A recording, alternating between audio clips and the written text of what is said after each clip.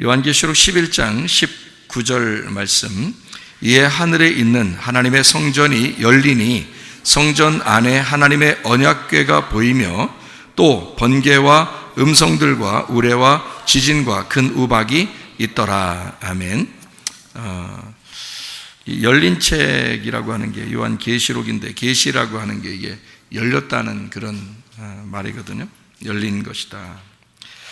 이게 여러분 그 성경에 보면은 진리라는 말이 있습니다. 진리, 알레테이아라는 그 진리라는 말이 있는데, 그 진리라는 단어가 참되다라는 단어거든요. 진짜다, 참되다, 찐이다, 뭐 이런 게 이게 진리라는 말인데, 그게 알레테스에서 나온 단어예요. 이 알레테스가 숨겨지지 않은, 감추어지지 않은 이라는 말입니다.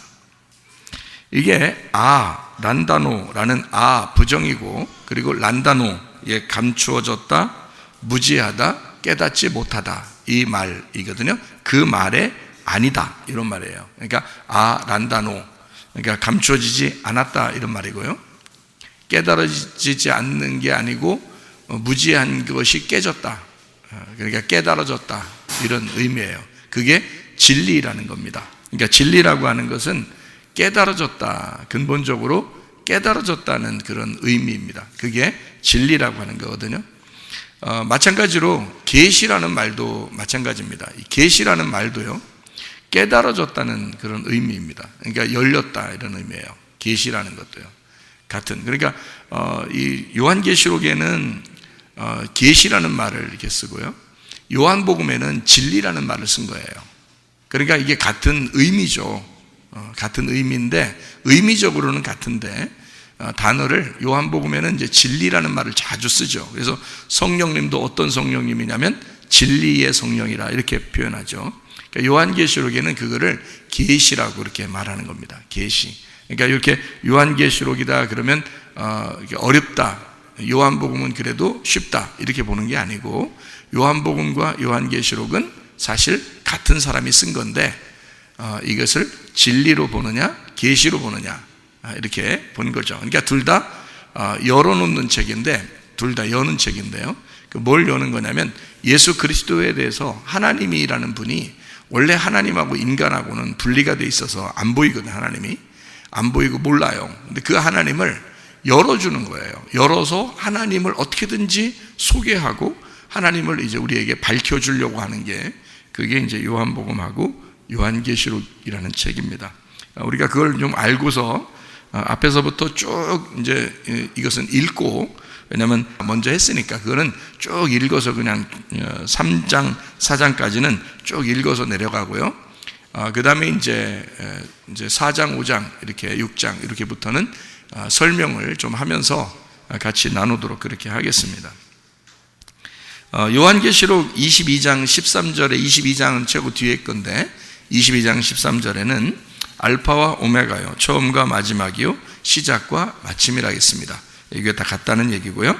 시작이 마침이고 처음이 마지막이고 알파가 오메가다, 이렇게 보면 됩니다. 요한계시록 1장 2절, 요한이 본 것이다 그랬어요. 분명히 뭔가 본 것이 있다는 얘기예요. 1장 4절에 일곱 교회, 일곱 영에 대해서 나옵니다. 일곱 교회, 일곱 영. 요한계시록 1장 7절, 볼지어다 각 사람이 볼 것이다, 이렇게 되어 있습니다. 요한계시록 1장 10절, 나팔소리 같은 음성을 들었다, 귀를 열었다, 이 말입니다. 음성을 들었다는 말은 귀가 열렸다는 말이에요. 요한계시록 1장 18절, 전에 죽었다가 살아난 자, 사망과 음부의 열쇠를 가진 주인이라, 이렇게 말하는 거죠. 이것은 전에 죽었다가 살아났다, 그러니까 사망과 음부의 열쇠를 가졌다. 열쇠는 이제 뭐 여는 거니까요. 그래서 여는 것. 2장 4절 5절에 처음 사랑과 처음 행위를 가져라 그랬고, 하나님의 낙원 생명나무에 열매를 줄 것이다, 이랬습니다. 그 생명나무는 여러분이 알듯이 열어주는 책입니다. 선악과는 어떤 책이냐면 우리를 닫는 책이고요. 우리를 닫는 책. 그래서 선악과를 먹으면 하나님과 우리 사이를 닫아놓죠. 선악과를 먹었으면. 창세기 3장에 나오는 하나님이 닫아놓고서 못 만나게 하잖아요, 그죠? 쫓아내고서, 그죠? 문을 닫아놨잖아요. 그래서 길을 막아놨잖아요. 그래서 막는 책, 닫는 책, 이걸 선악과라 그리고 이것을 이제 열어준다 할 때는 생명나무라고 얘기하는 거예요. 생명나무. 그러니까 선악의 나무는 우리를 죽이는 책, 생명나무는 우리를 살리는 책이다. 이렇게. 그래서 선악의 나무는 우리를 죽이는 책이니까 사망이죠. 그러니까 생명나무는 우리를 이제 살려주는 책, 생명나무니까 우리를 열어주는 책이니까 부활을 얘기하는 거지. 그래서 열어준다. 이렇게. 그 이기는 사람이 하나님의 낙원의 생명나무 열매를 먹게 된다. 이렇게 이야기했습니다. 잠언 3장 18절에 지혜가 생명나무라 이렇게 됐으니까 지혜는 말씀이신 예수님. 성경에서 지혜라는 단어가 나오면 여러분이 뭐라고 생각을 해야 되냐면 말씀이신 예수님 이렇게 하면 됩니다. 그러니까 생명나무가 지혜다. 지혜가 생명나무라 했으니까 예수님, 말씀이신 예수님이 생명나무다 이 말이고요. 생명나무는 말씀이신 예수님이다. 이렇게 보면 되겠습니다. 요한계시록 2장 11절 둘째 사망의 해를 받지 않게 해준다 그랬어요. 첫째 부활이 계속 간다는 얘기예요. 2장 17절 감추었던 만나를 주고 흰돌 새 이름을 준다 그랬습니다. 이거 다 설명했던 얘기죠. 감추었던 만나를 이제 주었으니까 감추지 않고 드러내서 주는 거고, 흰 돌은 색깔을 없이 한 그런 깨끗한 돌을 의미하는 거고요. 새 이름을 주니까 옛 이름과 새 이름을 구분해야 되겠죠. 성경에서 옛 이름은 구약을 말하고 새 이름은 신약을 말한다. 쉽게 얘기해서 그렇단 말이에요. 그게 같은 거예요. 옛 이름과 새 이름은 같은 거죠. 그래서 요한은 이렇게 설명을 해요. 새 계명을 너에게 주는데 그게 옛날 원래 있었던 계명이야. 뭐 이런 얘기를 이제 하죠. 그죠? 사랑이라는 그 이야기를 그렇게 표현해요. 그러니까 어떻게 보면 율법과 복음을 이렇게 우리는 이제 나누잖아요. 확 나누어 가지고 이게 우리는 보잖아요. 근데 사실은 율법이 복음이 돼야 돼요. 그 복음이 율법이 돼야 되고요. 그래서 율법과 복음이 하나입니다. 이것을 우리가 깨달아야 되는 거죠. 선악과와 생명나무가 사실 어떻게 보면 이게 하나다라는 것을 우리가 배웠잖아요. 이것을 이제 여러분은 그냥 머리로 인식하려고 그게 잘 이해가 안 돼. 그 단어가 틀린데 어떻게 그 같다고 자꾸 그러나 그러는데 이렇게 그 주님을 여러분이 성령 안에서 만나고 나면 이게 같이 보여요. 그냥 이게 같이 마음으로 보이고 이게 느껴져요. 실제로 그게 느껴진다고요. 그러니까 진짜 이게 이혼 증서가 결혼 증서구나라는 걸 실제로 느껴진다고요. 그게. 그러니까 머리로는 인식이 되죠. 우리가 이해를 할 수 있는데 마음으로 이해되는 게 참 어렵거든요. 근데 그게 실제로 성령을 받으면 이게 이해가 된다고요. 그러니까 여러분도 성령 충만하셔야 합니다. 요한계시록 2장 28절에 새벽별을 준다 해서 새벽별은 천국 예수님을 말합니다. 어둠이 지난 아침을 새벽이라고 그러죠. 새벽별을 준다는 것은 예수님, 부활하신 주님을 이야기하는 거고, 그 부활하신 주님이 천국이에요. 그러니까 그 천국을 주겠다, 새벽별을 주겠다라는 말은 천국을 주겠다, 누구를? 예수님을 주겠다 이 말입니다. 부활하신 예수님을 주겠다 그 말이에요. 죽는 예수님 아닙니다. 새벽별이니까 어둠에서 새벽으로 갔잖아요. 그러니까 부활하시는 예수님을 주겠다는 거예요. 여러분에게도 부활의 예수님이 있으셔야 합니다. 여러분 속에 부활의 예수님이 오시면 질병은 떠나가게 돼 있어요. 문제는 해결되게 돼 있어요. 예, 하나님의 그 성령께서 역사하시면요, 여러분은 열리게 돼 있습니다. 이게 새벽별이라는 거. 새벽별 부활의 주님이 여러분에게 있으셔야 된다. 요한계시록 3장 5절의 말씀에 보면요, 흰 옷 입고 생명책 이름을 지우지 않는다. 아버지와 천사들 앞에서 시인한다. 이렇게 드러내준다 이 말이에요. 3장 7절에 열면 닫을 사람이 없고 닫으면 열 사람이 없다 이렇게 되어 있습니다. 창세기와 요한계시록이 서로 하나다라는 말이고요. 계시록이 완성되면 창세기 선악과 그 법궤가 뚜껑이 열린다 그 말입니다. 그래서 열면 닫을 사람이 없어요. 처음에 닫았으면 열 사람이 없는 거죠. 누가 와야지 열어요? 예수님이 와야지 열어요. 그래서 열 사람이 없다 그러는 거예요. 딴 사람이 열면 어떻게 된다? 죽는다 그랬죠? 예수님이 와서 열어줘야 된다. 그런 이야기를 우리가 같이 나누었습니다. 자, 우리 이제 요한계시록을 지금 다시 또 계속 3장 8절을 보면 열어놓고 있겠다 그랬습니다. 열어놨으니까 열어놓고 있겠다는 말은 창세기 계시록 머리와 꼬리 열림과 닫힘 시작과 끝이 하나가 되었다. 그걸 같이 놓고 보겠다는 얘기입니다. 3장 12절에 새 예루살렘, 새 이름을 주고 이기는 자는 하나님의 성전의 기둥이 되게 하겠다, 보아스와 야긴이 되게 하겠다는 말이고요. 그게 주의 능력으로 건축하게 만들어서 그 사람 자신이 성전이 되게 만들겠다, 성전의 기둥이 되게 만들겠다, 그런 얘기고요. 기둥이 빠져버리면 성전은 무너지죠. 그러니까 기둥이 가장 중요한 위치란 말이에요, 그죠? 그러니까 이기는 사람이 그 성전의 기둥이 되게 하겠다는 거예요. 가장 중요한 위치를 차지하게 되겠다. 그 사람 없으면 교회 무너져, 이렇게 되는 거죠. 그 사람 없으면 교회가 무너질 정도의 그런 사람을 만들어 놓겠다는 거예요. 이게 주님이 건축하는 거죠. 그러니까 그 사람을 누가 만들었다고? 주님이 만드셨다고. 그 사람을, 그러니까 이기는 사람을 주님이 만드신다고. 그 사람이 보아스와 야긴 같은 사람인데 그것이 성전의 기둥이 되게, 어떤 사람이? 이기는 사람을 그렇게 만든다. 누가 이겼어요? 예수님이 이겼죠. 그 예수님 이긴 예수님하고 같이 가면 우리도 같이 이기는 거예요. 걱정할 거 없어요. 너희들이 이기고 와야 돼. 우리 힘으로 이기려면 힘들죠. 근데 끊임없이 주님을 의지하면 주님이 이기셨으니까. 그러니까 끊임없이 주님을 의지하면 주님이 이기셨고 그 이기신 주님과 함께 이기게 돼서 우리가 그 성전의 기둥이 되는 거죠. 자, 이렇게 그 3장 12절에 이야기하고요. 3장 17절 18절에는 땅의 부자와 하늘의 부자가 있다 그랬습니다. 땅의 부자는 곤고하고 가련하고 가난하고 눈멀고 벌거벗었다. 근데 자기가 스스로 부자라고 한다는 거야. 근데 하나님이 보실 때는, 하늘에서 볼 때는 너무나 너는 헐벗고 가난하다, 이렇게 보는 거죠. 근데 하늘의 부자는 어떻게 되냐? 불로 연단한 금을 사서, 그러니까 순금, 정금, 진리의 말씀, 감춰지지 않은 벗겨진 말씀을 얘기하는 거예요. 그걸로 부욕해 하라. 흰옷을 사라. 흰옷이라고 하는 건 겉옷, 속옷 함께 있는 예수님의 옷을 말합니다. 그 옷을 입어야 된다는 말이고요. 이게 이제 에베소 6장에 보면 전신갑주로 나오고 로마서 13장에 보면 빛의 갑옷이라고 나옵니다.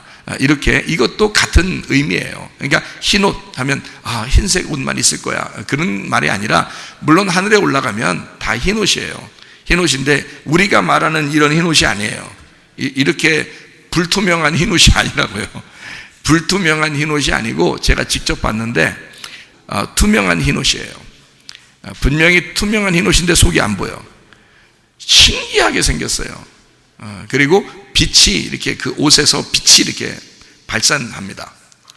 그런 걸 여러분이 아마 기도하다가 아니면 찬양하다가 말씀 듣다가 아니면 잠을 자다가 여러분이 한번 봤으면 좋겠어요. 그런 거를. 그러면 천국의 천사가 옷이 이렇게 생겼구나, 예수님도 이런 옷 입고 다닌다거나 우리 보고 흰 옷 입으라는 게 이런 옷이었구나라는 걸 아마 여러분이 알게 될 것입니다. 이거 여러분이 그 영적인 눈이 열려서 봤으면 좋겠는데 그 옷이에요. 그런 흰 옷을 얘기하는 거예요. 그러니까 빛의 갑옷, 전신갑주, 그리고 영의 옷, 주님의 옷이고요. 그게 흰 옷이라고 얘기하는 거예요. 그것을 입고 안약을 사서 보게 하라 그랬는데, 안약을 사서 보게 하라는 말은 영의 눈이 열려야 된다는 얘기예요. 마음의 눈이고 영의 눈이에요. 그러니까 마음으로 보는 것 같고 영으로 보는 것 같은데 그 진짜 보는 것 같은 거예요. 참 희한하게. 그러니까 이런 눈으로 보는 게 아닌데, 이런 눈이 아닌데, 우리 눈 좀 이렇게 깔끌깔끌하고 좀 눈이 안 좋으면 안약 넣잖아요. 그리고 소금으로 이렇게 물 이렇게 하면은, 소금을 하면 이렇게 좀 소독도 되고 좋잖아요. 이게 겉에 눈독이죠. 근데 주님의 안약이 있단 말이에요. 주님의 안약을 바르라 그랬어요. 그래서 눈을 떠야 된다. 그 말은 영적인 눈을 얘기하는 거예요. 우리 마음의 눈을 얘기하는 거예요. 근데 그거로 보면 희한하게 이 겉의 눈으로 본 게 아닌데 희한한 게 보여요. 희한하게 진짜 보는 것처럼 보인다고. 그러니까 한참 전에 봤는데도 지금 보는 것처럼 이게 생생하단 말이에요. 희한하게. 우리가 눈으로 보는 것도 왜 막 아주 인상 깊다 이렇게 보면 좀 기억이 나잖아요. 근데 그거보다 훨씬 더 이렇게 기억이 잘 나요. 그러니까 마음으로 기억이 나고, 눈만 감아도, 눈 떠도 눈 감아도 선명하게 그게 보입니다. 이게 마음으로, 영의 눈으로 본 그런 그 천국의 장면, 그리고 예수님의 그 모습, 그리고 천사의 모습, 이런 모습들은요 눈에 선명합니다. 지금도 눈을 감아도 눈을 떠도 이렇게 생각만 해도 쫙 펼쳐져요. 그게 봤기 때문에 그렇습니다. 실제로 그걸 봤기 때문에. 근데 영의 눈, 마음의 눈이라는 게 분명히 있다는 거예요. 이게 안약을 사서 영의 눈으로 봐야 된다, 이런 이야기입니다. 자, 3장 20절, 문 닫으면 함께 못 먹어. 그러니까 문 열어. 그러면 함께 먹고 잔치할 거야, 이런 말이죠, 그죠? 예, 어떻게 잔치한다? 신랑과 신부가 잔치한다 그랬죠? 어린 양의 혼인잔치. 그 요한계시록에는 19장이 하이라이트인데, 19장이 하이라이트인데요, 거기가 결혼식 하는 거거든요. 어린 양의 혼인잔치, 결혼하는 거예요, 그죠? 근데 그 결혼하는 그 장면인데 요한계시록 19장에 나오는 장면이에요. 그러니까 이 요한계시록은 1장부터 쭉 가가지고요, 결국에는 요한계시록 19장에서 어린 양의 혼인잔치의 모든 결정체가 거기에 있어요. 그리고서 이제 20장, 21장, 22장 이렇게 해서 천국을 이제 소개하려고 이렇게 거기서 왜 결혼하면 신혼살림 하잖아요.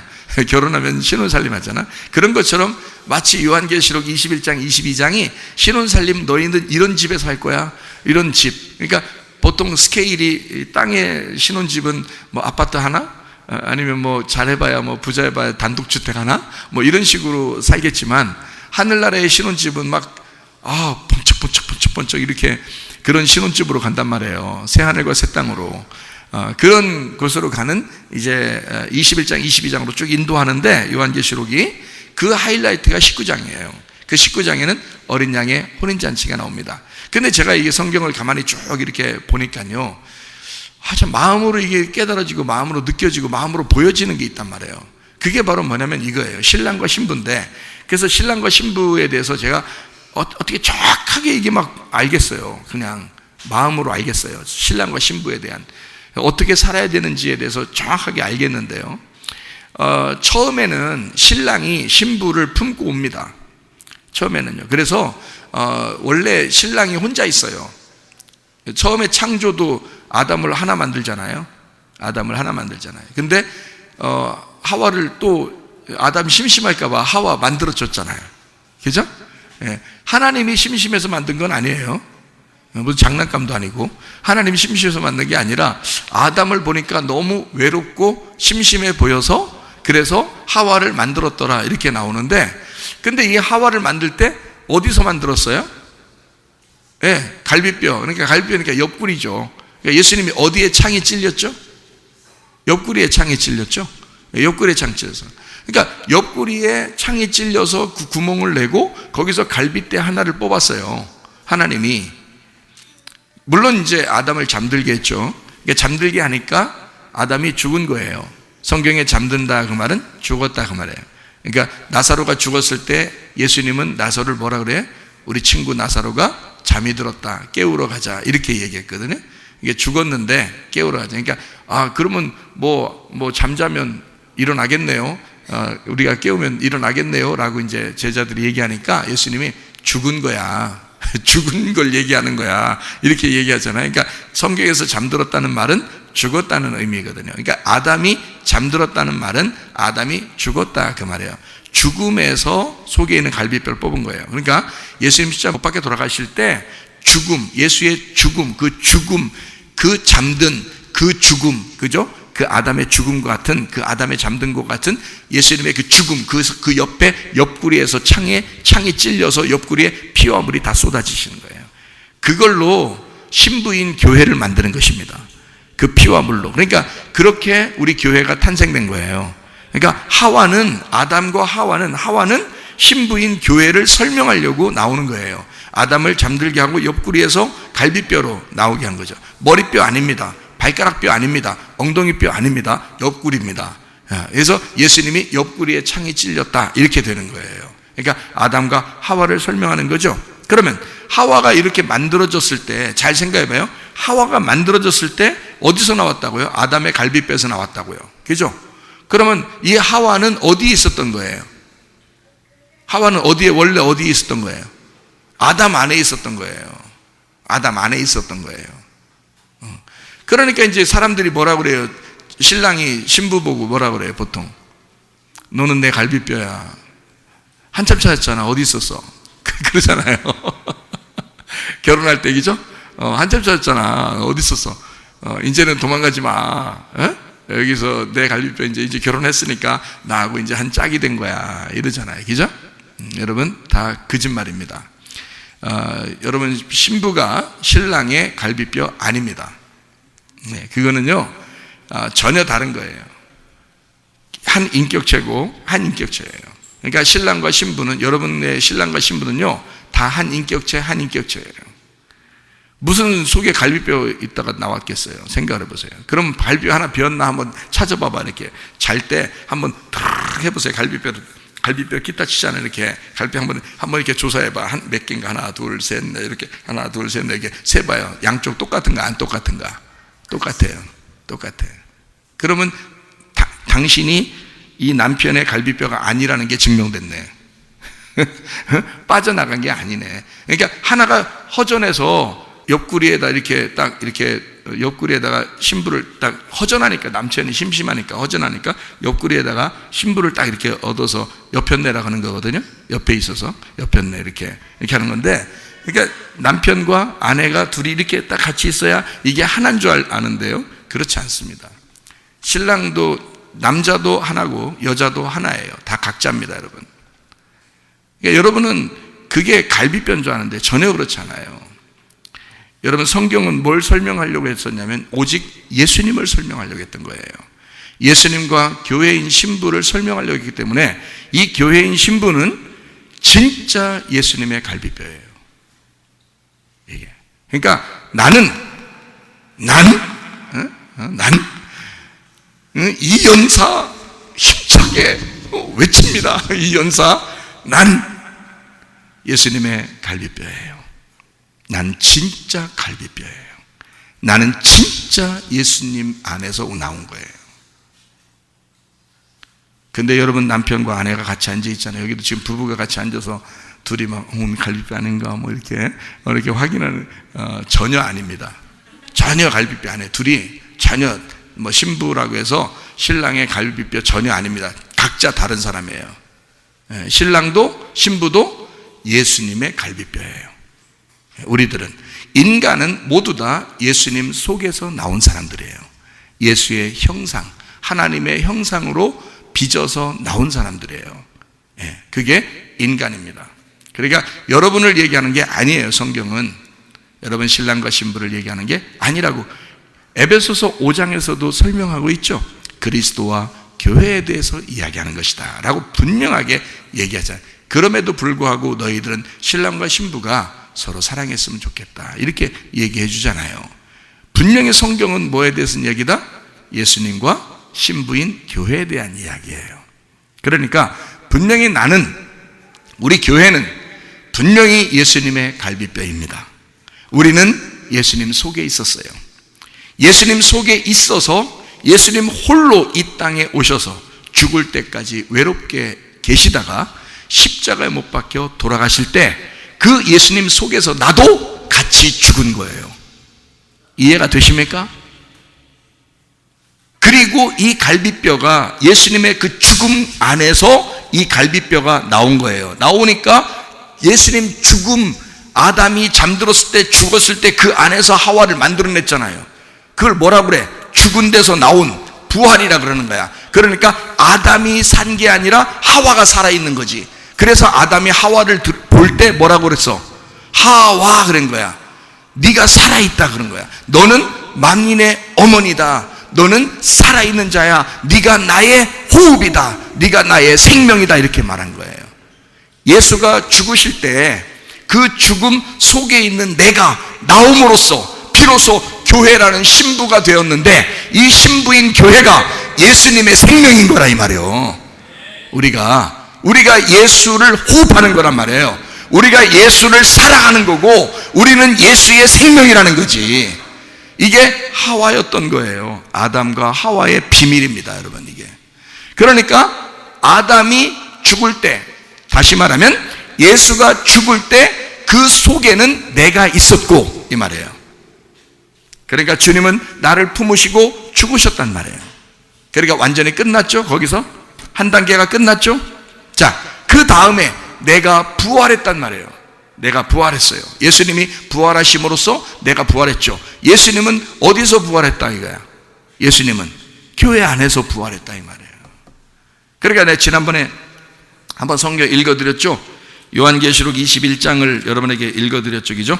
21장에 22절 말씀 보니까 성 안에서 내가 성전을 보지 못했는데 이는 주 하나님 곧 전능하신 이와 및 어린 양이 그 성전이심이라 이렇게 되어 있습니다. 새 예루살렘과 새 예루살렘이라는 거요. 그러니까 이 새 예루살렘 안에는 새 성전이 있어야 되거든요. 근데 그 성전이 안 보이는 거예요. 누군가 봤더니 그게 죽으신 어린 양이에요. 그 어린 양이 죽으셨는데 그 어린 양, 죽으신 어린 양이 내 부활한 새 예루살렘 안에 같이 있더라는 거예요. 그러니까 예수의 십자가, 예수의 죽음이 내 속에서 살아있지 않으면 나는 죽은 자라는 거지. 그것을 누가 알게 해준다? 성령이 알게 해주신다. 그래서 성령 충만해야 된다는 거야. 성령을 받는 이유가 바로 왜 그러냐면 내 속에 나를 위해 죽으신 예수가 내 속에 살아가야 되니까. 그러니까 내가 사는 게 아니고 예수가 사는 거란 말이에요. 예수가 죽을 때 내가 같이 죽었잖아요. 그리고 내가 부활한 것은 예수, 내 안에 내가 죽었는데 예수가 부활하심으로 그 첫째 부활에 내가 같이 부활한 거 아니에요. 근데 예수님은 영으로 우리와 함께 하시고, 그게 성령입니다. 영으로 함께 하시고 우리 교회는 실제가 되었단 말이에요. 지금 이 시대에. 그래서 우리를, 예수님 이후 시대에 우리를 교회 시대라 이렇게 말하고요, 성령의 시대라라고 말하는 것입니다. 무슨 말인지 알겠죠? 그럼 교회 시대, 성령의 시대, 결국 나를 얘기하는 건데 내가 아니라 내 속에 있는 하나님을 얘기하는 거지, 결국에는. 그러니까 내 속에 있는 성령의 시대, 내 속에 있는 진짜 교회의 시대라는 거지. 그렇죠? 내가 아니라. 그러니까 나는 죽었잖아요. 예수님과 함께 내 육체는 죽었잖아. 그러니까 예수 그리스도의 부활과 함께 더불어 살아났으니 내가 더 이상 사는 게 아니요. 갈라디아서 2장 20절 말씀이죠. 내가 그리스도와 함께 십자가 못 박혔나니 그런즉 이제는 내가 산 것이 아니요 오직 내 안에 그리스도께서 사신 것이라. 이제 내가 육체 가운데 사는 것은 나를 사랑하사 나를 위하여 자기 몸을 버리신 하나님의 아들의 믿음으로 내가 살아가는 것이다. 그러니까 내 호흡은 내 호흡이 아니요, 내 믿음은 내 믿음이 아니요, 예수 그리스도의 호흡이며 예수 그리스도의 믿음이라는 거죠. 그것으로 살아가셔야 된다는 거지. 더 이상 내가 사는 게 아니니까 그것을 분명하게 인식을 해야 된다. 자, 그러니까 제가 결혼에 대한 이야기를 정확하게 설명을 한다는 거죠. 어떻게 하느냐? 신랑이 신부를 품고 이 땅에 내려왔습니다. 그게 십자가의 죽음이에요. 그렇죠? 그 다음에 결혼을 해요. 어린 양의 혼인잔치에 결혼을 하면 신랑이라는 성전이 안 보여. 새하늘과 새 땅이라는 새 예루살렘만 보여. 근데 그게 뭐냐면 부활한 교회야. 부활한 교회니까 죽은 내가 아니라 살아난 생명을 가진 내가 돼야 되는 거예요. 그러니까 나는 살아있고 예수님은 안 보이는 거야. 어디에 계신데? 내 안에 계시다 이 말이야. 자, 교회는 살아있고 교회는 부활했고 그 속에 예수가 계시다 인 거지. 무슨 말인지 알겠어요? 그러니까 새 예루살렘에 성전이 안 보이는데 그 안에 계시더라, 그 말이에요. 그러면 잘 봐요. 자, 신랑이 신부를 품고 이 땅에 내려와서 죽으셨어. 이 땅에서는. 그러면 하늘나라의 생활은 어떻게 해야 돼? 하늘나라의 생활은 어떻게 한다는 거야? 하늘나라의 생활은 어떻게 하는 거를 결혼 생활이라고 그래요, 여러분. 예? 아니, 성경적으로 내가 정확하게 얘기를 해드리는 거잖아요, 이게. 어떻게 하는 거냐면요, 신부 치마폭 안에 신랑이 살아가는 거예요. 그게 혼인잔치야. 그게. 자, 어려워요? 다시 말해 드릴게요. 원래 처음에는 신랑이 신부를 품고 살았어요. 와서 이 땅에 살다가 십자가 못 박혀 죽음으로써 이 신부가 죽어버렸어요. 그리고 신부가 이제 예수님이 부활하시면서 신부가 살아난 거예요. 살아나서 결혼 생활에 들어가는 거야. 그게 지금 요한계시록 19장이야. 결혼 생활에 들어가는데 그 신혼 살림을 어디다 차리냐면 요한계시록 21장, 22장에다가 신혼 살림을 차려요. 그 신혼살림에는 어떤 신혼살림을 하느냐면 신부의 치마폭 안에 신랑이 들어가서 산다는 거지. 그러니까 신부가 신랑을 품고 사는 거야. 자, 제가 말하는 거 이제 아시겠어요? 자, 교회 안에 주님이 안에 계시다 그 말이에요. 내 안에 예수님이 계시다 그 말이야. 자, 주님 안에 내가 있었는데 그 내가 있었던 나는 죽었다고, 예수님이 죽으실 때 같이 죽었다고, 그랬더니 예수님이 어떻게 하면 하늘에 미리 떨어져 이 땅에 떨어져 죽었어요. 죽지 아니하면 하늘 그대로 있는 건데 죽으니까 많은 신부가 생긴 거야. 많은 열매가 생긴 거야. 그것을 하나로 일컬어 교회라 그렇게 말하는 거고, 여러 그 신부들 안에 자기의 씨가 들어간 거야. 다. 그래서 그 교회 안에, 내 안에 주님이 들어와서 내가 그 주님을 품고 산다고. 그게 뭐냐면 말씀을 내가 품고 산다는 뜻이에요. 그 말은 그 씨가, 그 말씀이, 그 예수가 천국이니까 내가 천국을 품고 산다는 뜻이야. 그래서 주님이 뭐라 그래?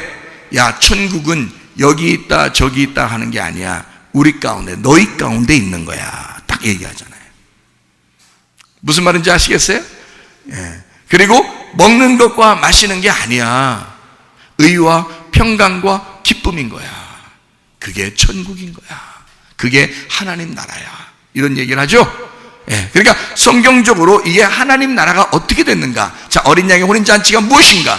그 다음에 그 신혼 살림은 어떤 식으로 하는 것인가? 라고 하는 것을 볼 때 어떻게 한다? 아하, 예수가 나를 품고 이 땅에 와서 죽으시더니 부활하셔서 예수가 내 속에 들어와 사시는구나.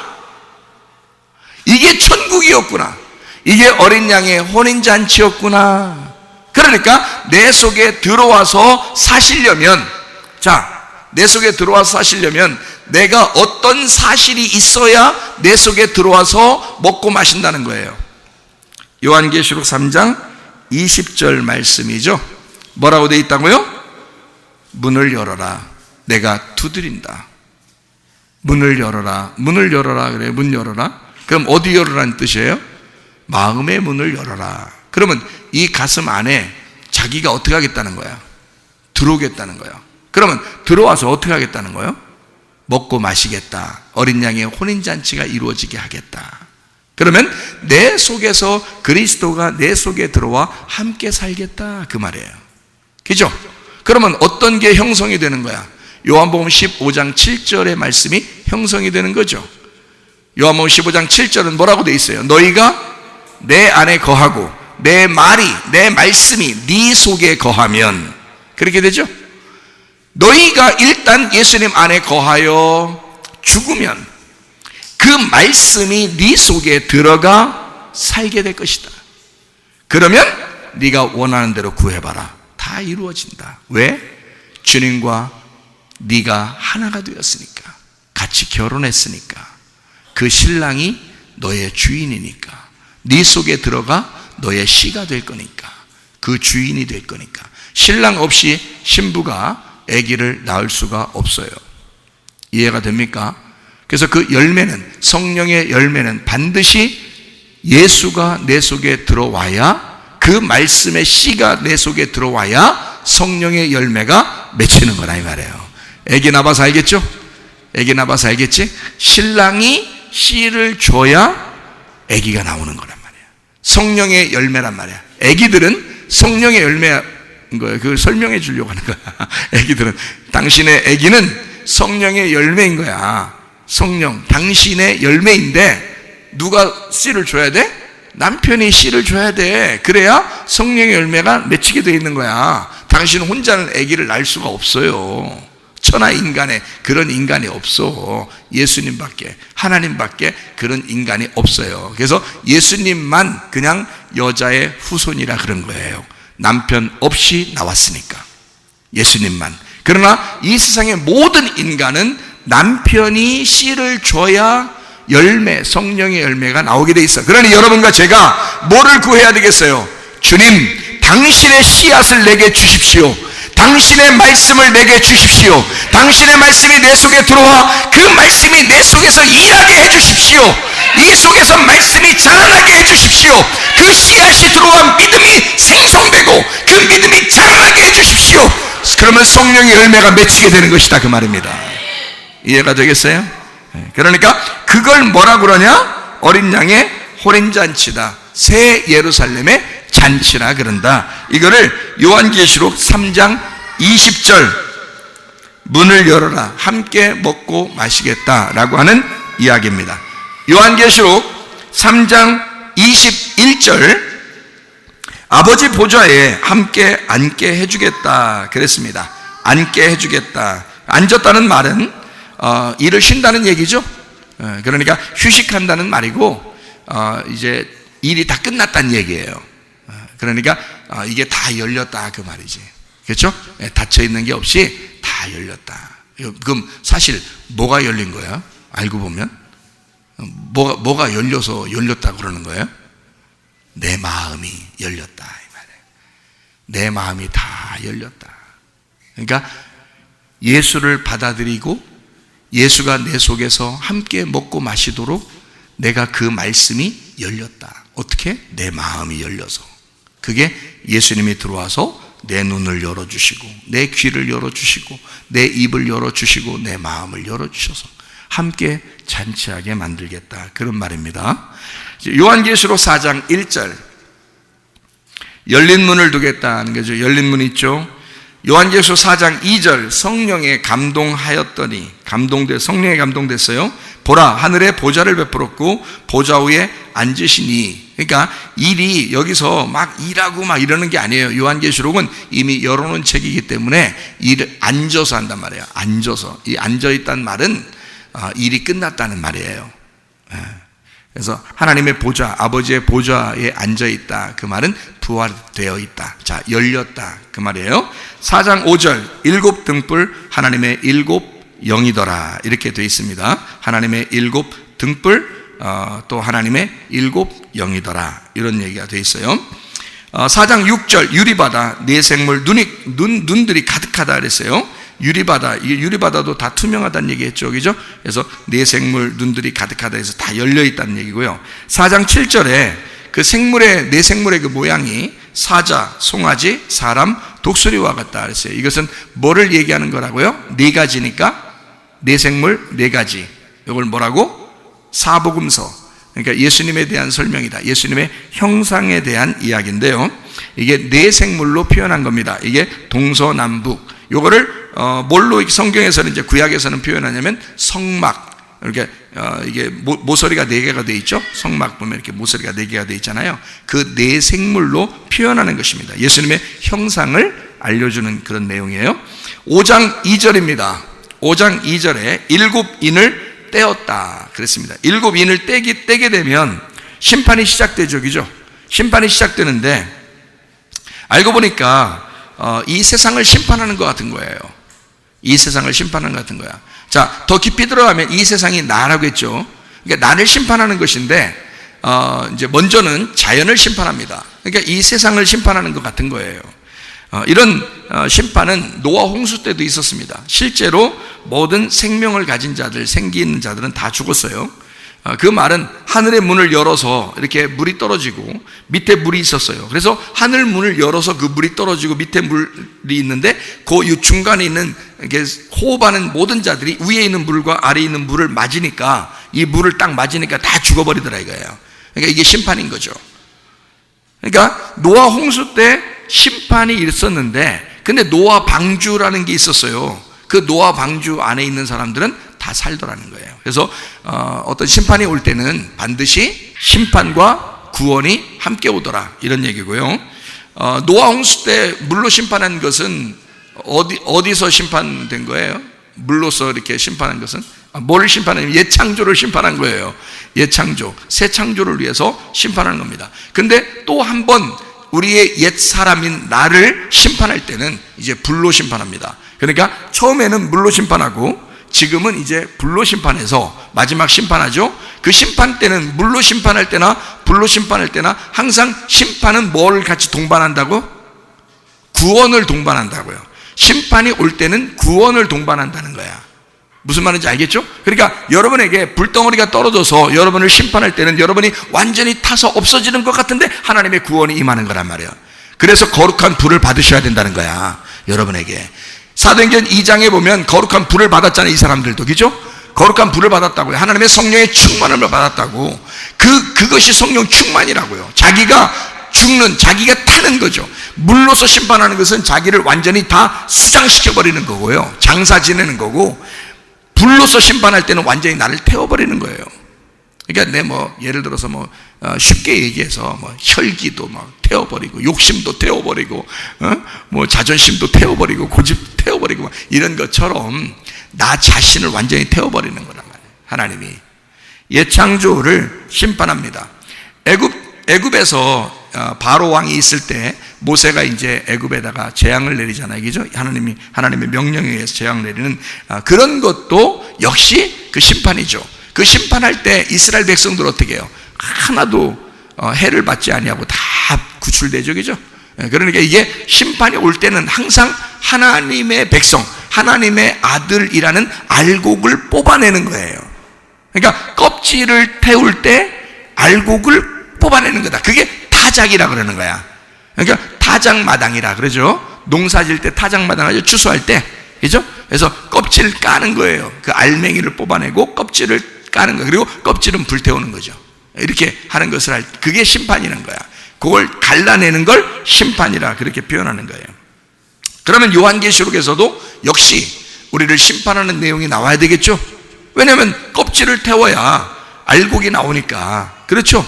자, 이 세상에 지금 마지막 때가 되면 이 세상을 완전히 멸망으로 심판을 해야 되겠죠? 왜 심판해야 돼? 진짜 하나님의 알곡을 골라야 되니까 그런 거예요. 그렇죠? 마지막 때는 그런 걸 마지막 때라 그러는 거야. 그 날이 오면 이라는 그 날, 크고 두려운 날인 거야. 오순절 날도 그 날이에요. 예수님이 오시는 날도 그 날이에요. 그 날이 오면 심판과 구원이 같이 이루어지는 거예요. 그러니까 완전히 불에 태워진 자는 구원받는 거고, 자기가 부자인 사람은 다 태워버리고, 그렇게 하는 게 심판과 구원인 거예요. 그래서 예수님이 오시면은 불과 성령으로 침례를 준다 그러죠? 침례 요한은 물로서 침례를 주는데 예수님이 오면은 불과 성령으로 침례를 준다 그래요. 왜? 불은 껍질을 태우는 거고, 그리고 성령은 알곡을 창고에 드리는 거고요. 그래서 껍질과 알곡을 나누는 거야. 그게 타작인 거예요. 예수님이 오시면 알곡 거두어 드린다는 거예요. 그래서 껍질 태우고 알곡 거두는 그 심판을 한다 이 말이에요. 그리고 구원하신다. 그게 구약서부터 신약의 예수님 시대 때까지, 그리고 요한계시록까지 똑같은 내용을 설명하는데 심판과 구원을 함께 나타내는, 그래서 요한계시록에서도 역시 심판이 나와야 된단 말이에요. 그러니까 일곱 인, 일곱 나팔, 일곱 대접, 이게 나와야 되는 거지.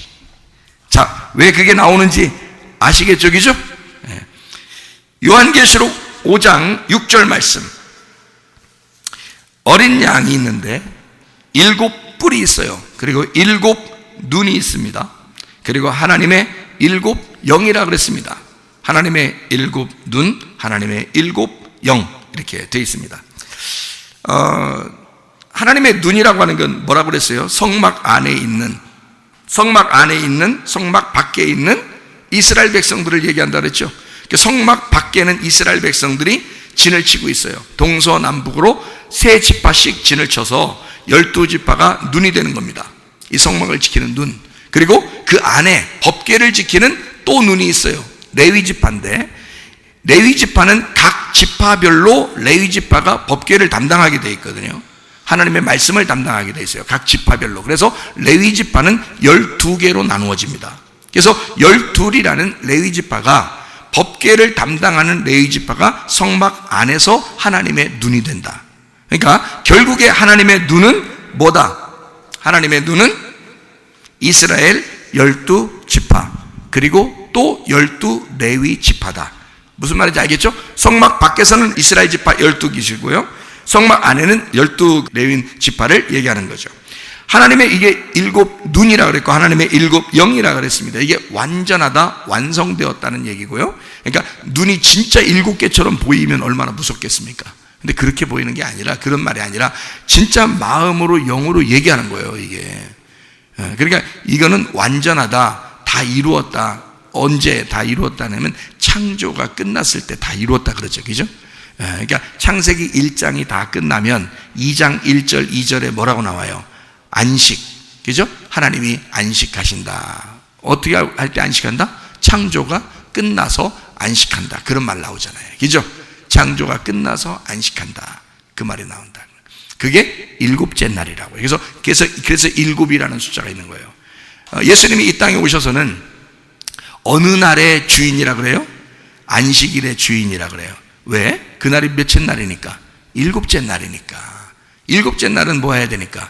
완성돼서 쉬어야 되니까. 그래서 일곱 눈을 가졌다, 일곱 영을 가졌다, 이 말은 완전히 이루었다, 다 끝냈다, 다 이루어진 십자가의 죽음을 경험한 주님의 부활 안에 있는 눈을 얘기하는 거라, 이 말입니다. 자, 잠언서 20장 27절에 보면 사람의 영혼이 여호와의 등불이라 그랬습니다. 그러니까 하나님은 뭐를 통해서 이 세상을 보겠어요? 사람의 영혼을 통해서 이 세상을 보는 거라는 거지. 왜냐하면 여호와의 등불이 사람의 영혼이니까. 여호와의 등불이 사람의 영혼이니까. 요한계시록 4장 8절에 안과 밖에 눈이 가득하다 그랬어요. 이스라엘 백성이 하나님의 눈이 된다 그랬고, 스가랴서 2장 8절을 여러분이 보면 이해할 수가 있습니다. 하나님의 눈동자 같은 이스라엘 백성들, 바로 여러분과 저를 이야기하는 하나님의 백성들이 하나님의 눈이다. 그래서 우리를 하나님의 눈이기 때문에 눈이 약하지만 하나님은 그 눈을 보호해야 돼. 왜? 하나님은 나를 통해서 이 세상을 보기 때문에 그렇습니다. 이런 말이 있죠. 왜? 신랑이 신부를 통해서 살아가는 거예요.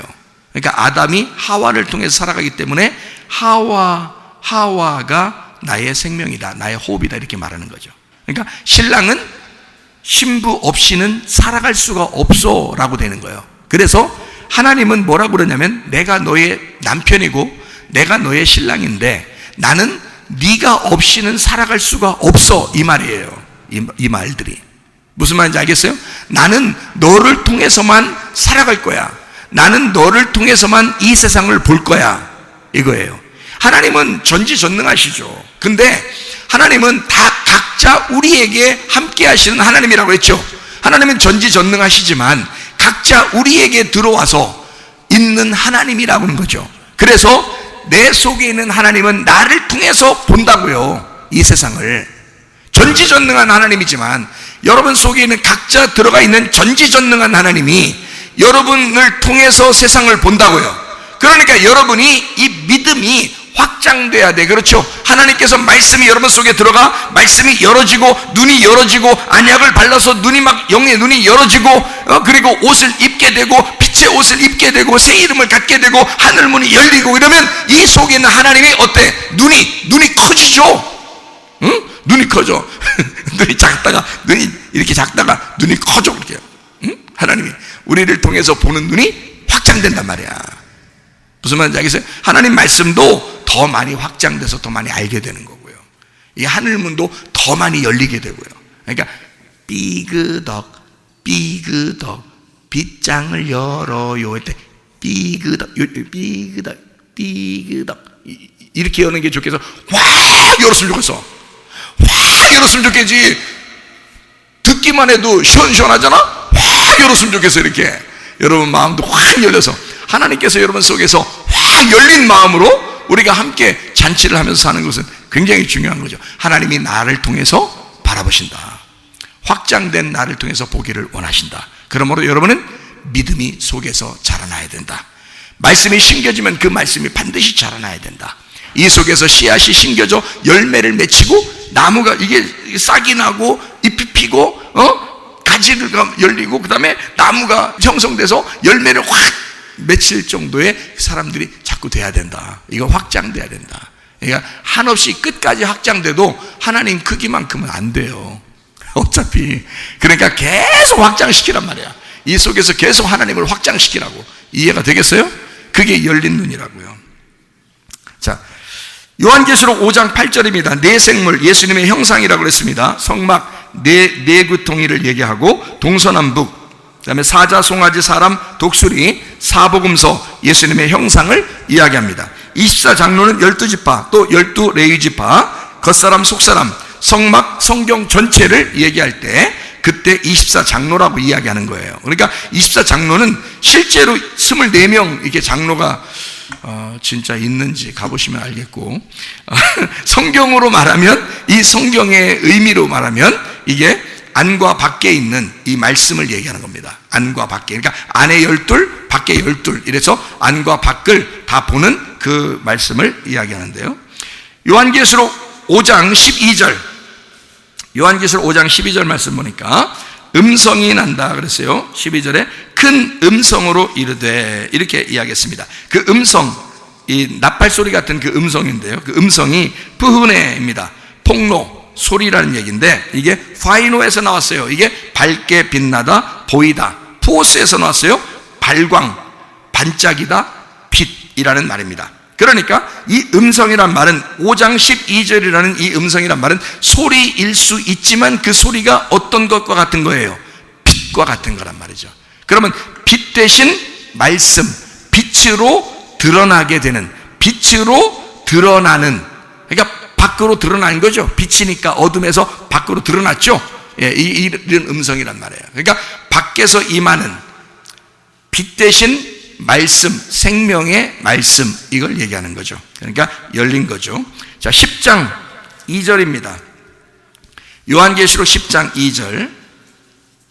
그 손에는 펴놓인 작은 두루마리를 들고 그 오른발은 바다를 밟고 왼발은 땅을 밟고 바다와 땅을 다 밟고 있습니다. 온 세상을 심판하는 걸 말하는 거예요. 거기에 그 펴놓인 작은 두루마리가 있다 그랬습니다. 펴놨다는 거는 이렇게 닫아놓은 게 아니죠. 펴놨으니까 열었죠. 10장 8절, 펴놓인 두루마리가 또 있습니다. 거기에 천사의 손에 펴놓인 두루마리를 가져라 이랬습니다. 그러니까 열린 책을 가져라 그 말이에요. 열린 책. 한마디로 말하면 닫아있는 책은 어디를 얘기하는 거야? 닫아있는 책은 어디를 얘기한다고? 예, 창세기부터 구약을 얘기한다고, 그죠? 그러면 열린 책은 어디를 얘기한다고? 예수의 복음으로부터 신약을 얘기하는 거라고, 그죠? 그러니까 열린 책을 가져라 그 말은 예수 그리스도의 책을 가져라 그 말이고, 예수 그리스도로 이 말씀이 율법이라는 말씀. 그때 당시만 해도, 요한계시록을 쓸 때만 해도 거의 사람들은 구약 성경만 알고 있었어요. 옛날 사람들은. 주님의 제자들도 거의 다 각자 자기가 쓴 편지들은 자기가 가지고 있었겠지만, 그리고 교회들에게 이렇게 보냈겠지만, 그들이 알고 있는 말씀들은 다 구약의 말씀이었어요. 그러니까 그 말씀에서 그 말씀을 그대로 전달해 주면 안 되겠죠. 이걸 열어놓고 줘야 되잖아요. 그래서 펴놓인 책이라고 자꾸 나오는 거예요. 이거를 펴놓는다는 것은 예수님에 의하여 이것이 열렸다는 거죠. 구약이 예수님이 안 오면 안 열리거든요, 여러분. 구약 성경이 예수님이 안 오면 안 열려. 그래서 예수님이 온 그 펴놓인 두루마리라고 얘기하는 겁니다. 10장 9절 말씀, 거기에 작은 두루마리가 있는데요, 그 작은 두루마리를 달라고 해서 갖다 먹어버려라. 배에서는 쓰지만 내 입에서는 꿀같이 달리라, 이렇게 되어 있습니다. 왜 배에서는 쓰죠? 왜 배에서는 써요? 입에서는 달콤한데 배에서는 왜 써요? 이게 쓴물과 단물 알죠, 그죠? 쓴물과 단물 마찬가지예요. 하나는 구원을 말하고 하나는 심판을 의미하는 거예요. 그래서 그러는 거예요. 작은 두루마리, 이 펴놓인 두루마리라는 것을 알 수가 있죠. 요한계시록 11장 19절 말씀, 이에 하늘에 있는 하나님의 성전이 열리니 성전 안에 하나님의 언약궤가 보이며 또 번개와 음성들과 우레와 지진과 큰 우박이 있더라 그랬습니다. 하나님의 성전이 열려서 하나님의 언약궤가 있다는 것을, 언약궤가 보였다 이랬어요, 그죠? 그러니까 이게 열렸다, 보였다, 이 말은 다 뭐예요? 열려있다, 그 말을 의미하는 거죠. 우리가 그러니까 뭔가 열려야 돼, 그죠? 열려야 돼. 자, 요한계시록 14장 1절을 봅니다. 내가 보니 보라, 보라 했으니까 봐야죠. 보라 했으니까 봐야 되잖아. 그러니까 보라, 그러니까 이거는 눈 감았단 얘기야, 떴단 얘기야? 떴단 얘기야. 그러니까 떴단 얘기는 열었단 얘기야, 닫았단 얘기야? 열었단 얘기야, 그죠? 예, 열었어요. 거기에 14장 1절에 보니까 어린 양이 있는데 어린 양이 시온산에 섰고 그와 함께 시온산에 14만 4천 명이 서 있는데 그들의 이마에는 뭐가 있냐? 어린 양의 이름과 그 아버지의 이름을 쓴 것이 있도다. 자, 거기 봐봐요. 생각해 봐요. 어린 양의 이름이 써 있어. 그러면 뭐 어린 양의 이름이 뭐예요? 예? 예수요? 그러면 예수 이맛박에다가 다 같이 예수 이렇게 써 있어야 되나? 아니면 어린 양의 이름이니까 어린 양 이렇게 써 있어야 돼요? 그런 얘기예요? 아유, 그렇게 말하면 안 되는 거죠. 응? 그렇게 말하면 안 되죠. 그 말이 아니지. 어린 양의 이름, 그 아버지의 이름이라고 하는 것, 이것은 바로 뭐냐면 구약과 신약에서 열렸다는 의미입니다. 열렸다. 그 열린 말씀을 얘기하는 거예요. 네 이마에 열린 말씀이 있구나, 그 말이에요.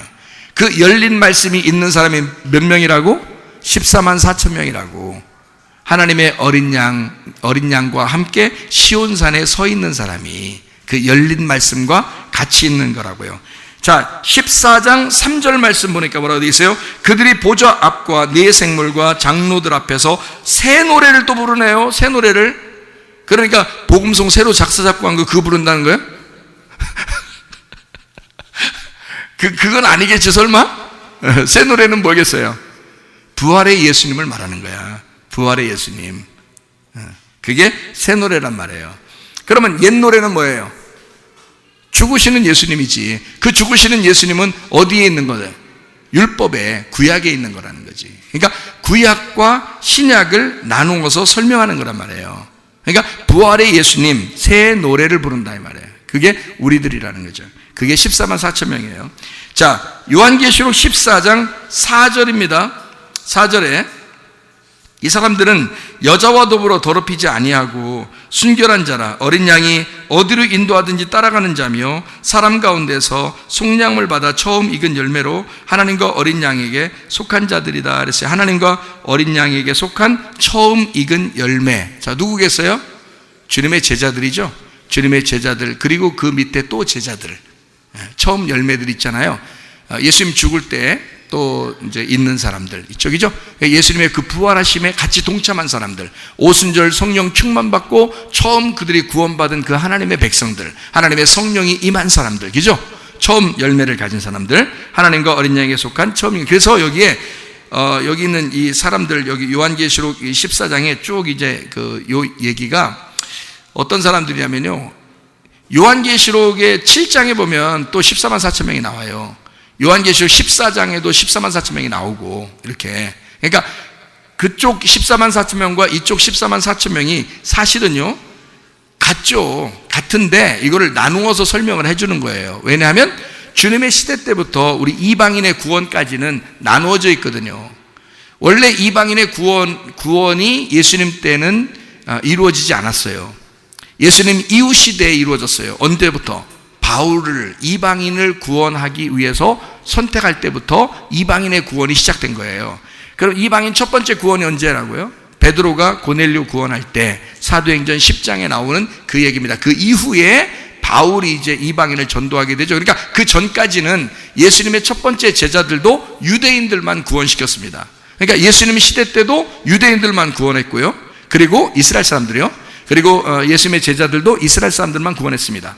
그런 다음에 바울을 선택하고 난 다음에 이방인을 위한 내 그릇이다라고 선택하고 이방인을 드디어 구원하죠. 그러니까 이쪽 앞에 있는 모든 언약이, 성경의 언약이 예수님과 그 제자들을 통해서 다 이루어졌어요. 이스라엘에 대한 언약이 다 이루어지고, 그 다음에 지금은 우리에게 이방인의 구원의 시대란 말이에요. 지금이. 그러니까 지금 이방인의 시대가 이것도 마칠 때가 왔다는 거죠. 이것도 마칠 때가 온 거야. 그러니까 지금은 우리는 이방인의 시대에, 성령의 시대에, 교회의 시대에 이것도 마치는 마지막 때를 살고 있는 거예요. 지금은. 그러니까 요 앞에 있는 주님의 사람들과 이 뒤에 있는 주님의 사람들이 다 같이 14만 4천 명이라는 걸 설명해 주고 있는 거죠. 요한계시록에서. 그래서 두 번을 설명하는 거란 말이에요.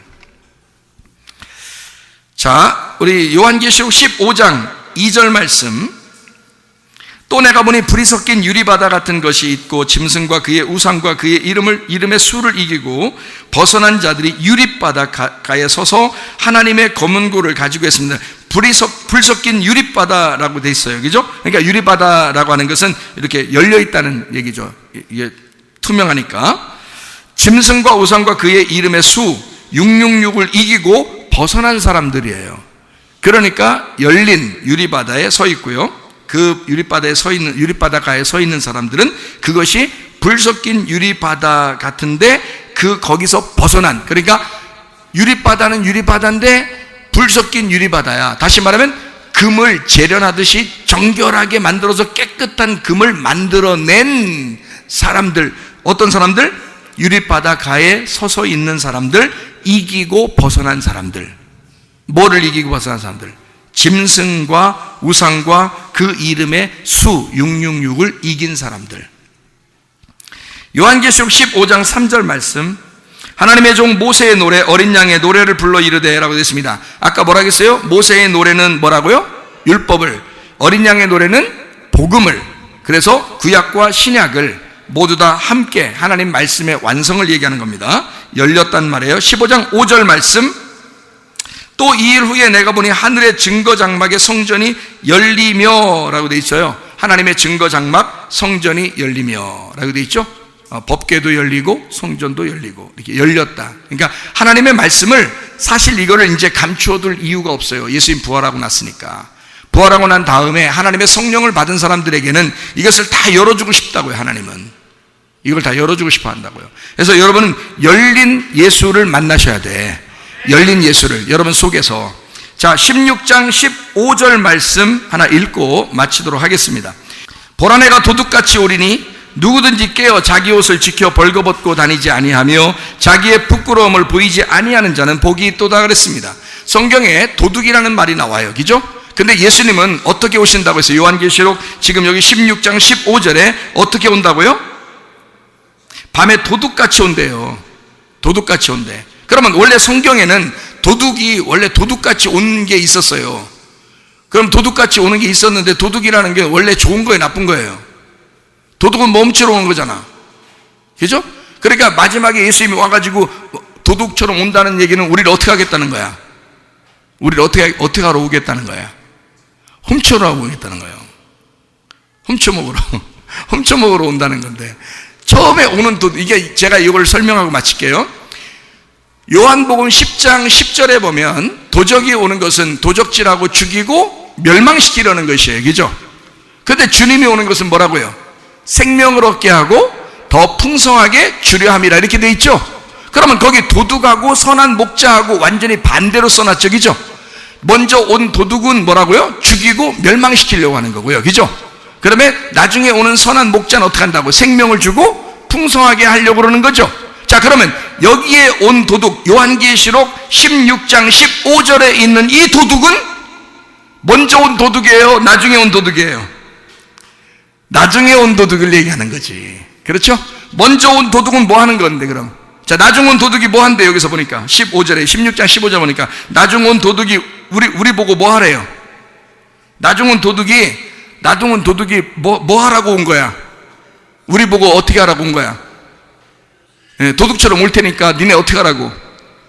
깨어있으라고. 그죠? 우리 깨워주려고 오는 거잖아요.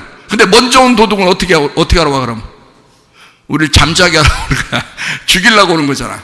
그렇죠? 잠자게 하려고, 죽이려고 오는 거야. 그러면 두 번째 오는 그 마지막 여기 있는 지금 요한계시록 16장 15절에 있는 이 도둑은, 나중에 온 도둑은 어떻게 한다고? 우리를 깨워주려고 오는 거라고.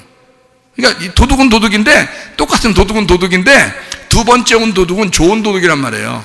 선한 도둑, 선한 목자 도둑이라고. 이 선한 목자 도둑은 어떻게 하면 생명을 주고 더 풍성하게 하는데, 이 도둑은 우리로 하여금 옷을 입게 만든다고, 깨어있게 만든다고. 그리고 옷을 벗지 말고 네가 자기 옷을 지켜 옷을 입고 있어라, 이렇게 해주러 오는 도둑이라고요.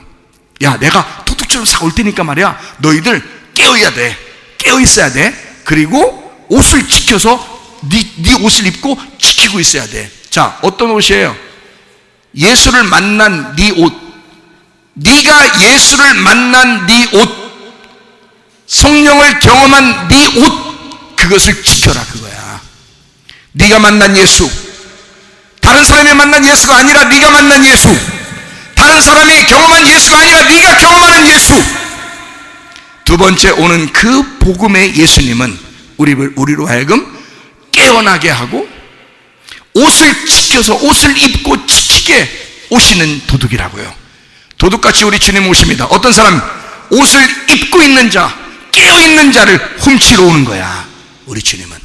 처음에 온 도둑은요, 율법과 같은 도둑은 우리를 죽이고 우리를 도둑질하고 죽이고 멸망시키러 오는 거고요. 여러분, 그 죽음이라는 심판이 경험되지 않으면 실제로 내게 구원이 없다고요. 그러니 여러분 속에 심정으로 여러분 자신이 갈급한 마음으로 자신이 죽은 사실이 있어야 된다고. 그래야 두 번째 도둑이 여러분에게 찾아온다고요.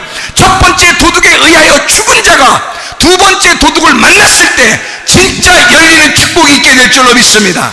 하나님의 성령 안에서 여러분이 열리는 축복, 눈도 열리고 귀도 열리고 입도 열리고 마음도 열려서 주님과 함께 잔치하다가 주님 만나시기를 바랍니다. 우리 한번 기도하겠습니다. 기도할 때 우리 하나님, 나를 열어주시옵소서. 아버지, 나를 열어주시옵소서. 내 마음의 문을 열어주시옵소서. 나를 찢어주시옵소서. 우리 아버지, 두 번째 도둑이 내게 오셔서, 그 복음의 도둑이 내게 오셔서 나로 하여금 깨어나게 하시고 나의 옷을 찢어 입게 하옵소서. 기도합니다. 우리 아버지 하나님 인도하시고 살아가심을 믿습니다. 아버지 하나님, 열리는 축복 있게 도와주옵소서. 아버지의 성령이 내 속에 들어와, 아버지 우리의 속에 성령이 있어서 하나님, 우리의 마음의 문을 열어주시옵소서. 우리의 눈을 열어주시옵소서. 우리의 귀를 열어주시옵소서. 우리의 입을 열어주시옵소서. 아버지, 성령으로 충만케 하실 줄로 믿습니다. 성령으로 충만케 하실 줄로 믿습니다. 성령의 역사를 경험하게 도와주옵소서. 자기 옷을 지켜 입게 하옵소서. 우리 아버지, 깨어 일어나게 도와주옵소서. 깨어나게 도와주시옵소서. 아버지의 성령으로 깨어나게 도와주옵소서. 비염은 떠나갈지어다. 아토피 떠나갈지어다. 의장병 떠나갈지어다. 어지럼증 사라질지어다. 두통은 사라질지어다. 류마틱 환자는 떠나갈지어다. 어깨 통증 사라질지어다.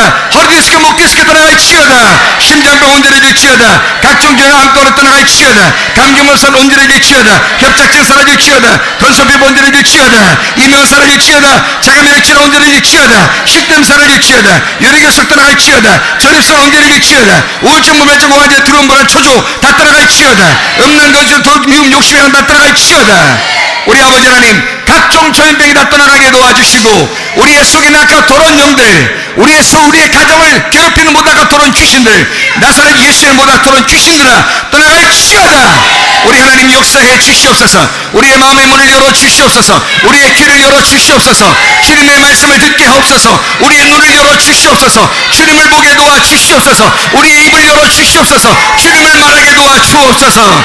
예수 그리스도 존귀하신 이름 받들어 기도 올려